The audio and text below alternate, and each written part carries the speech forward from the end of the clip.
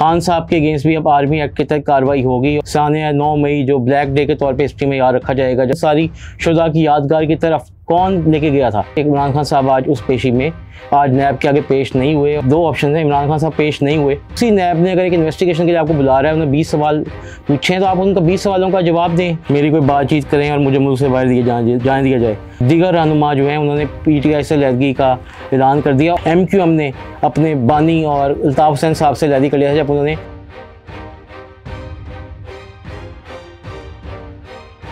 जी अस्सलाम वालेकुम नाज़रीन, welcome to another episode of सच गप। और आज मैं अकेला ही शो कर रहा हूँ क्योंकि वकास भी राना साहब जो है कुछ ज़ाती वजूहात की बिना पर आज ऑफिस नहीं आ सके। तो आज हम बात करते हैं नाज़रीन, पहले स्टार्ट हम लेंगे कि इमरान खान साहब और उनकी जो अहलिया हैं बुशरा बीबी को, उनको अल कादिर ट्रस्ट केस में आज नैब ने तलब कर रखा था। कॉल अप नोटिस उनको इशू हुआ था और कादिर ट्रस्ट के हवाले से तमाम डॉक्यूमेंट्स मांगे गए थे। और जैसे कि हमने एक फ्राइड टाइम में खबर भी की थी कि इमरान खान साहब की कुछ लीगल टीम्स के कुछ ज़राए से हमें मालूम पड़ा था कि इमरान खान साहब उसके पास उसका सेटिस्फैक्ट्री शायद जवाब भी नहीं है और डॉक्यूमेंट्स भी तकरीबन मौजूद नहीं है। और वही हुआ जिसका वो खदशा था कि इमरान खान साहब आज उस पेशी में आज नैब के आगे पेश नहीं हुए और उन्होंने जवाब में कह दिया कि जो आपने मेरी इंक्वायरी को इन्वेस्टिगेशन में कन्वर्ट किया है वो भी इलीगल है और मैं यहाँ 22 मई तक लाहौर में मौजूद हूँ, क्योंकि वो मुझे कोर्ट ने कहा था कि जी आप अपनी ज़मानतें करा दें दीगर केसेस में। लेकिन ये इमरान खान साहब ने ये बात तो मान ली, लेकिन कोर्ट की ये बात नहीं मानी जिसमें कोर्ट ने उनको कहा था कि आप अल कादिर ट्रस्ट की जो इन्वेस्टिगेशन है उसके अंदर उसका पार्ट बने और उनको जवाब दें और इन्वेस्टिगेशन का हिस्सा रहें। तो नाज़रीन देखना ये है कि या तो कोर्ट को अब 2 ऑप्शन है, इमरान खान साहब पेश नहीं हुए तो कोर्ट उनकी वो जो है नाकाबिल ज़मानत वारंट भी जारी कर सकता है नैब जो है, और उनकी गिरफ्तारी में आ जा सकती है। अगर वो पेश हो जाते तब भी हो सकती है गिरफ्तारी, लेकिन अब ये एक ऑप्शन भी मौजूद है। लेकिन देखना ये नाज़रीन कि इमरान खान साहब इस केस में पेश क्यों नहीं हो रहे हैं, इससे राह फरार क्यों इख्तियार कर रहे हैं। यही नैब था जिसको वो के थ्रू वो अपने ओपोनेंट्स को जो है वो टारगेट करते रहे, चाहे वो शाहिद खान अब्बासी हों या दूसरे हों। तो क्या कानून सबके लिए मुख्तलिफ है? दूसरे लोग हर किसी के लिए मुख्तलिफ है। अब उसी नैब ने अगर एक इन्वेस्टिगेशन के लिए आपको बुला रहा है, उन्हें 20 सवाल पूछे हैं, तो आप उनका 20 सवालों का जवाब दें, पेश हों। लेकिन आप पेश नहीं हो रहे, आप राह फरार इख्तियार कर रहे हैं। दूसरी तरफ आप ये भी मानने को तैयार नहीं है कि वो आपके वर्कर्स नहीं थे जिन्होंने सानिया 9 मई जो ब्लैक डे के तौर पे हिस्ट्री में याद रखा जाएगा, जब जिन्ना हाउस और दीगर फौजी शोधा की तनसीबात को और उनके मॉन्यूमेंट्स को उखाड़ के फेंक दिया गया चंद शरपसंद नासिर की तरफ से। इमरान खान साहब उसको डिनाई कर रहे हैं, लेकिन उधर दूसरे जो उनकी पार्टी के सीनियर मेंबरान हैं वो इसी बुनियाद के ऊपर पार्टी की धड़ाधड़ विकटें गिर रही हैं।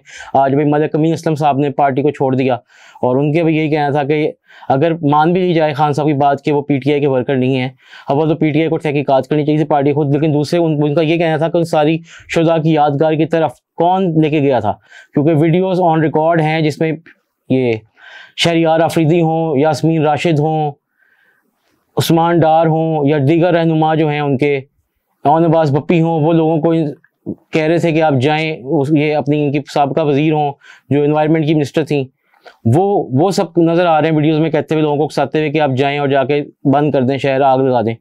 तो इसका खान साहब मुकर नहीं सकते मेरे ख्याल में।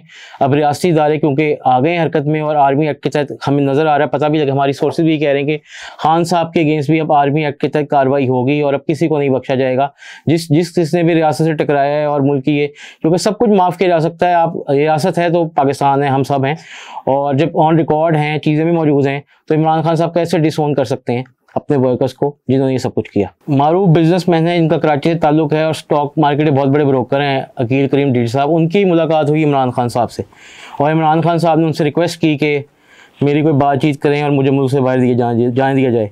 लेकिन वही अकील करीम डीडी जो उनके काफ़ी बासर हल्कों में भी ताल्लुकात हैं, उन्होंने जब ये उनकी इमरान खान साहब की रिक्वेस्ट आगे लेके गए तो वहाँ से उनको क्लियर कट मैसेज दिया गया है रियासती इदारों की तरफ से कि ऐसा मुमकिन नहीं है और उनको अब अपने केसेस फेस करना होंगे। दूसरी तरफ नाज़रीन अगर आप देखें तो साउथ पंजाब में PTI की सिचुएशन अब काफ़ी वीक हो गई है और आज के दिन में ही कोई 8 के करीब इलेक्टेबल्स जो साउथ पंजाब से हैं, जिसमें अशरफ रिंद हैं, सरदार कैसर खान मक्सी हैं, ज़हीरुद्दीन खान हैं और दीगर रहनुमा जो हैं, उन्होंने PTI से अलहदगी का ऐलान कर दिया। और मौजूदा दौर में और भी कुछ आने वाले चंद दिनों में मज़ीद जो इस तरह की है ना आपको नज़र आएंगी प्रेस कॉन्फ्रेंसेज, जिसमें खाली यहीं से नहीं बलोचिस्तान से, KP से और सिंध से भी और इवन पंजाब, सेंट्रल पंजाब से भी आपको बहुत सारे लीडर पार्टी को कंडेम करते हुए इस ये जो सारे वाक़यात हुए उनको पार्टी छोड़ते हुए नजर आएंगे। अब नाज़रीन, पॉलिटिकल फ्रंट पे देखना होगा कि आखिर पीटीआई में होने क्या जा रहा है। ये 2-3 ऑप्शन जी ज़ेरे गौर हैं। या तो एक नई पार्टी बन जाएगी जिसमें पीटीआई के जो बाअसर रहनुमा हैं वो 50% के तकरीबन 50% से ज़्यादा जो हैं इस वक्त साबिक वज़ीर और पीटीआई के सरगर्म रहनुमा थे, जहांगीर खान तरीन साहब से भी राब्ते में, और ये भी कहा जा रहा है कि शायद एक नया ग्रुप अमल में आ जाए। उसके अलावा एक चीज़ ये भी देखी जा रही है कि उस पार्टी में भी ओहदे का फैसला हो रहा है कि किसको क्या ओहदा होगा, और वो जल्द एक प्रेस कॉन्फ्रेंस नज़र आ सकती है आने वाले दिनों में। उसके अलावा ये भी देखा जा रहा है कि शायद इमरान खान साहब को भी पार्टी से ही मतलब पार्टी मौजूद रहे और इमरान खान साहब से अलहदा कर लिया जाए। जैसे माजी में हमने देखा कि MQM ने अपने बानी और अल्ताफ़ हुसैन साहब से अलहदी कर लिया था जब उन्होंने मुल्क के और रियासत के खिलाफ बयान दिए थे और किसी और मुल्क के एजेंडे पे चल रहे थे। खान साहब भी तकरीबन उसी तरह रूल आउट में होते नज़र आ रहे हैं। आने वाले दिनों में शायद खान साहब से अलहदगी का इंतजार करने काफ़ी सारे लोग पार्टी छोड़े हैं। तो ये चीज़ अब देखनी होगी कि क्या पीटीआई के लोग एक अलहदा ग्रुप, अलहदा पार्टी बना देते हैं इलेक्शन से पहले, कोई नया ग्रुप देखने में बनता है, या पीटीआई के ही लोग पीटीआई रहती है और डिसएसोसिएट कर लेते हैं अपने आप को खान साहब से। जो ज़्यादा चांसेस नज़र आ रहे हैं, हमारे सोर्सेज बता रहे हैं, यही है कि एक नई पार्टी या नया ग्रुप वो मौजूद बन सकता है। Thank you for your time नाज़रीन। इंशाल्लाह हम जल्द अगली एपिसोड के साथ हाजिर होंगे। वकास भी इमरान साहब भी हमारे साथ मौजूद होंगे अगले हफ्ते। Thank you for your time.